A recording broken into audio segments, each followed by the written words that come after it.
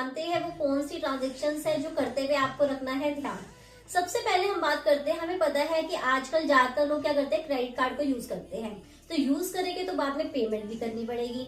तो अगर आपने कैश में क्रेडिट कार्ड की पेमेंट 1 लाख या उससे ज्यादा करी है तो जरा ध्यान से, तो इसकी इन्फॉर्मेशन इनकम टैक्स वालों के पास पहुंच जाती है। और अगर आपने नॉन कैश में पेमेंट करी है तो 10 लाख तक आपको क्रेडिट कार्ड की पेमेंट तक कोई दिक्कत नहीं है, बट उसके बाद आपकी इन्फॉर्मेशन इनकम टैक्स वालों के साथ होगी। तो पर आप कहेगी कि ठीक है, तो मतलब इसका मतलब हम ऐसी ट्रांजेक्शन करें नहीं करो, बट आपके पास पता होना चाहिए कि आपने जो पैसा यूज करा है वो कहाँ से करा है। अगर आपके पास कल नोटिस आ जाए तो आपको उसकी सारी इन्फॉर्मेशन अगर उन्हें देनी पड़े तो आप दे सको, तो बाकी कोई ऐसी टेंशन की बात नहीं है, स्टिल आपको ध्यान में रखना है। नेक्स्ट हम बात करते हैं कि अगर आप कैश में डिपॉजिट करते हैं सेविंग अकाउंट में 10 लाख या उससे ज्यादा, लाइकवाइज अगर आप करंट अकाउंट की बात करें तो वहां पर 50 लाख या उससे ज्यादा की ट्रांजेक्शन, और इसी तरह से अगर हम एफडी की बात करें तो वहां भी कितनी होती है, 10 लाख या उससे ज्यादा की ट्रांजेक्शन। ठीक है, तो इन सब ट्रांजेक्शन को करते हुए आपको थोड़ा ध्यान रखना है।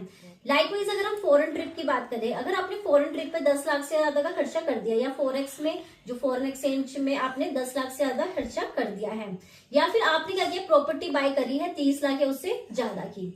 उसी तरह से अगर आपने शेयर्स में इन्वेस्टमेंट कर दिया, शेयर बॉन्ड डिबेंचर्स में इन्वेस्टमेंट कर दी है, जो भी होगा 10 लाख या उससे ज्यादा।